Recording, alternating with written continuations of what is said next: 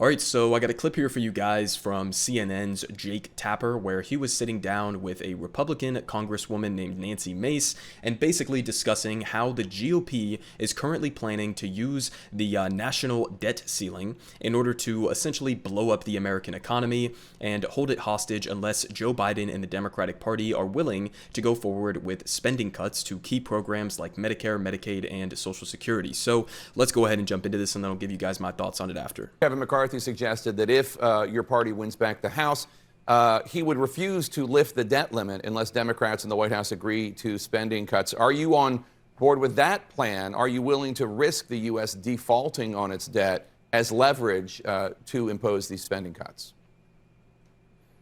I support that strategy because, look, at the end of the day, when COVID-19 happened, you had the federal government and state governments to literally shut companies down. Businesses had to make tough decisions about how they were going to keep their doors open. And the federal government just kept getting record revenue year over year and hasn't had to make those tough decisions. And I can tell you, I sit on the Oversight Committee where we look at waste, fraud, and abuse at the federal agency level, and there is waste in every single agency. I was happy to see there were 44 people charged with a crime of defrauding the government over $250 million over PPP funds, but that is everywhere. It is broad. It's in every agency. We can find ways to be more responsible with our spending, just like we forced companies and businesses to during COVID. So that's one of the ways that I would approach it. But isn't the way to do that through legislating, through meeting with leaders of the Senate, whoever's in charge of that party, meeting with people in the White House and coming up with a way to reduce spending, or at least to reduce the rate that spending is going up, instead of potentially defaulting, which, you know, we've seen it happen. It wreaks havoc on the economy and hurts working people, among others. Well, we've seen Republicans for a year and a half now talk about more responsible spending, looking at the deficit spending and these bills that have been passed, talking about how we can move this country forward. And we've been shut out. I know when we did the infrastructure bill on the House side anyway last year, every Republican was shut out of being part of that discussion, not a single amendment. And I had a couple of nonpartisan amendments, for example. So Republicans have tried to reach across the aisle and have been shut out of many of those conversations. And Okay, so she goes on there, but there's really no need to listen to any more of what she had to say there. And honestly, Jake Tapper obviously is not doing a great job in this interview either, because essentially this entire conversation is happening on a completely false premise. And I'll explain to you guys what I mean there. But just on a number of things first before we get to that, she brings up this wasteful spending, how bloated these government programs are. And notice that she uses an example of like the PPP loans, which sure, there shouldn't be widespread fraud on that. I think that a large reason why there was so much fraud on that is because they intentionally put a lot of loopholes in that, and you had $1 million, billion-dollar corporations who were getting loans from the federal government who shouldn't have throughout the duration of COVID, right? But she focuses on attacking that and the fraud and the waste and the abuse that goes into programs like that or other programs that typically disproportionately benefit working class Americans. But notice how she doesn't bring up anything about, let's say, the Pentagon budget, which has literally a multi-trillion-dollar black hole in its accounting. Okay, the Pentagon budget in and of itself accounts for way more fraud and abuse and waste and in and of itself being inherently bloated than any other fucking government program that exists, okay? But they will never talk about that. They will never talk about the bloated programs and, even like their tax cuts, etc., that disproportionately benefit the wealthiest people in society and also happen to blow up the national debt and the deficit, right? Trump's 2017 tax cuts. Does she have anything to say about that completely blowing up the deficit purely to give a tax break to wealthy billionaires and corporations? No, of course not, because they don't actually stand principally against deficit spending or increasing the national debt when it comes to spending things on war or benefiting the rich and powerful in this country. They only care or pretend to care about the national debt and the deficit when it comes to social programs that benefit working people in this country. Okay, so that's number one. Number two, it is extremely important to understand this, and I recommend any single leftist who watches my channel, anybody who considers themselves to be a leftist, go and get and read the book by Stephanie Kelton called The Deficit Myth. It's about modern monetary theory, and it gets into a lot of these myths that we talk about when we're discussing things like inflation, the national debt, the deficit, and spending on social programs. So I mean, essentially, the basic thesis of the book is that, this entire narrative surrounding the national debt and the deficit are basically just a complete lie. And what do I mean by that? Well, first of all, the national debt and the deficit, as they were referring to it in this interview, right? She kept making this comparison to small businesses during COVID had to make cutbacks. They had to deal with, an explicit budget that they had. It was limited, and they had to make cutbacks. They had to make different situations work, okay? This is a false premise because the federal government has a monopoly over the production and distribution and the supply of the US dollar. Okay, me and you and businesses and even state and local governments are currency users. Okay, we don't have the ability to produce US dollars. Only the federal government has that ability. So when you're talking about bills like Build Back Better, the Inflation Reduction Act, the other bills that have been passed under Joe Biden's administration, when you're talking about those bills that are federal government programs, those do not have to operate under the same constraints as currency users because they, the federal government, are currency issuers, okay? And the United States not only has a sovereign currency, meaning that, we have control over the production and distribution of the US dollar, but we're also the single most powerful and wealthy country on the face of the planet. We have more leverage in terms of how much money the federal government can spend than any other country on the face of the planet. We are the global reserve currency. And so what this means is that the actual constraints on how much money we can spend on government programs or in the budget generally is not determined by some arbitrary boundary or some debt ceiling based on the national debt or the deficits. It's not based on that at all. It's based basically, the main factor would be on inflation, right? You can't just continue to print infinite amounts of US dollars, put them into circulation, and expect that you're not going to have runaway inflation. Of course not. But what this really comes down to is what you're spending your money on, okay? Deficit spending, the national debt are not inherently good or bad things, okay? It depends on what you're spending the money on, right? So blowing up the deficit to worsen inequality by giving tax cuts to the rich and the richest people in this country, the richest corporations in this country, that is a terrible economic policy. Okay, that is a bad fiscal and monetary policy in terms of blowing up the deficit and actually addressing these issues. Right, that is a bad policy. Right, spending or doing deficit spending when it comes to endless wars overseas, or when it comes to a bloated military budget that has a multi-trillion-dollar black hole in its accounting numbers. That is a bad expenditure. That is an example of bad deficit spending. But if you're going to do deficit spending, meaning you are spending more than you are bringing in taxes, or you're not directly paying for these things by raising taxes on X amount in order to fund X amount on some government program, when you're investing in things that expand the economy, when you're investing in things that are productive, things like healthcare, education, infrastructure, all of those things that actually materially improve people's lives, create millions of good paying jobs around the country, and expand our economy, those are examples of good deficit spending that actually, in the long run, more than pay for themselves under this, type of language that they typically use around this. Now, again, it's not even really accurate to say that the national debt is a debt, because it's not a debt in the same way that your credit card debt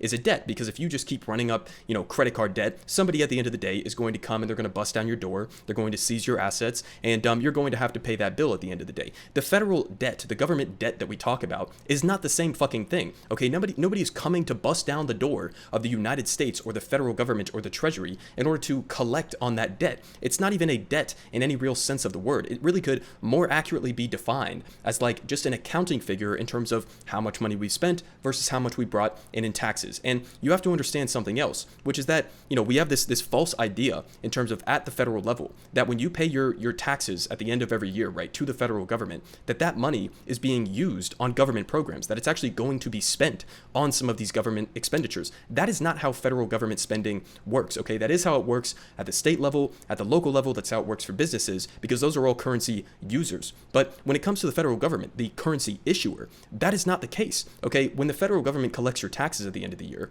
all right, they basically just delete those dollars out of existence, okay? And when they want to spend money on something, they're not reaching into a pool or like a Scrooge McDuck room where you have a bunch of gold coins collected from taxpayers and then shoveling that out to spend on things. That's not how it works. When the federal government wants to, let's say, to do a new fighter jet program, or when the federal government wants to invest in public housing or anything like that, The way that they do that is they basically just go on a computer, they get on their keyboard, and they mark up the accounts of these gigantic banks that have accounts with the Federal Reserve. That's what they do, okay? They're just inventing money out of thin air. They're not reaching into a bucket to pull out American tax dollars to go pay for these programs, okay? So we have this entire model in terms of how federal government spending works completely backwards, right? Conservatives and even many Democrats, if not the entirety of Democrats, even people like Bernie Sanders, who actually hired Stephanie Kelton as a part of his staff a couple of years ago, even Bernie Sanders doesn't really, wrap his head around this as a concept, right? We have this entire model backwards, right? So typically the way that we think about it and the way that we are taught about how the federal government spending works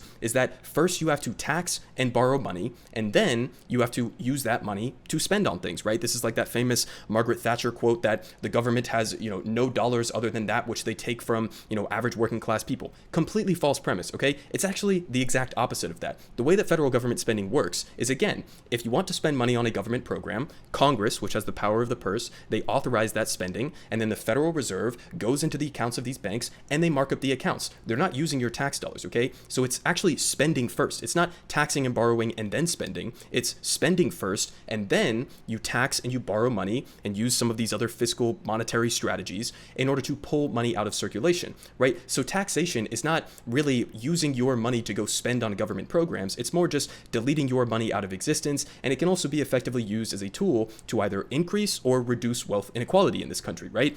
Trump 2017 tax cuts, that was a tax policy that was worsening wealth inequality. If you wanted to tax the rich, you wouldn't need to do it in order to pay for Medicare for all, the Green New Deal, free public college, any of these programs. You don't need to necessarily tax the rich in order to pay for those programs. All you would need to do is tax the rich or tax these wealthy corporations in order to reduce inequality, right? So again, we have this entire model completely fucking backwards, which leads to a situation where now the GOP is deciding that they are going to use these arbitrary limits, okay, these policy limits. This is a political issue. It's not a monetary issue. It's not an economic issue in any real sense of the word. You have the GOP, the Republican Party, that is using these completely artificial barriers in terms of government spending in order to try to force Democrats to cut programs like Social Security, Medicare, and Medicaid. Okay, so they are using this bullshit premise that somehow the federal government is going to run out of money one day. They're not. Or that the federal government someday, this huge credit card bill of trillions and trillions of dollars is going to come due, and every American is going to have to reach into their wallet and shovel out money in order to pay this money back.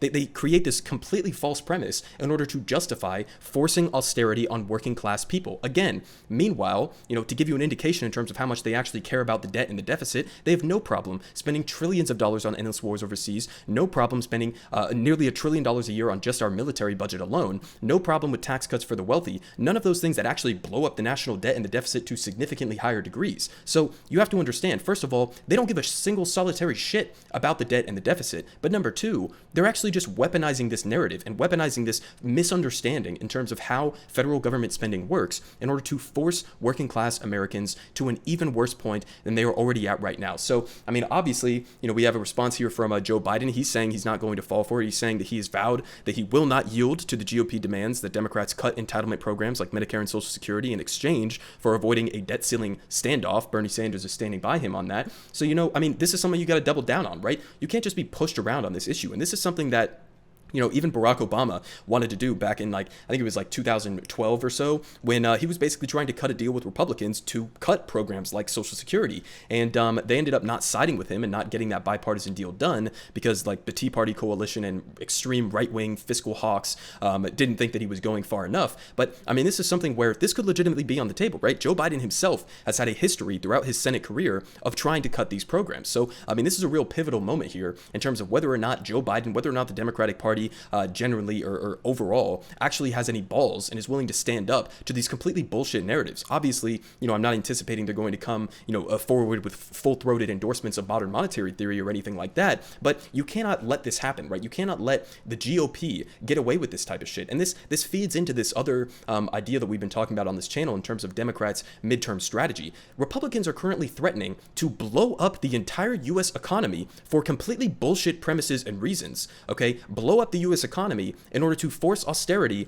on some of the most vulnerable people in society, okay? Millions and millions, tens of millions of Americans who rely on these programs to barely scrape by. Why the fuck are you not talking about this every single day, going out on every single news show, using the bully pulpit in order to tell the American people this is their economic plan, right? They want to blow up the economy. They want to slash Social Security, Medicare, Medicaid, all of these extremely powerful and popular, important programs in this country, okay? That's what they're trying to do. And yet, you still have a situation where Republicans are somehow winning on economic messaging among the American people. I mean, how the fuck did we get to this situation? The Democratic Party, is obviously full of neoliberal ghouls and, conservatives economically to a large extent, but still, I mean, they're not as bad as Republicans when it comes to economic issues, right? They're not actively trying to slash these government programs, right? They've put forward some proposals that have, for the most part, been torn up by corporate Democrats, but they put forward some proposals that are decent, that would actually materially help working class Americans. So, I mean, you have to be able to win on an economic narrative in this moment. I get it. Inflation is bad. You're the party in power. Of course, you're going to be working an uphill battle on that front, but you can't just cede ground on what is the single biggest issue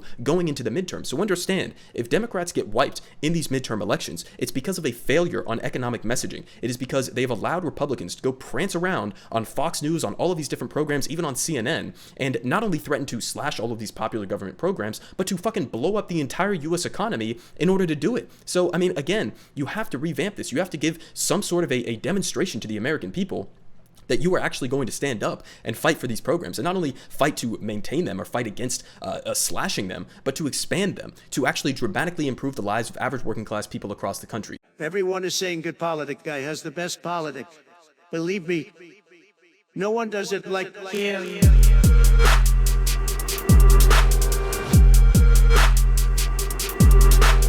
Believe me,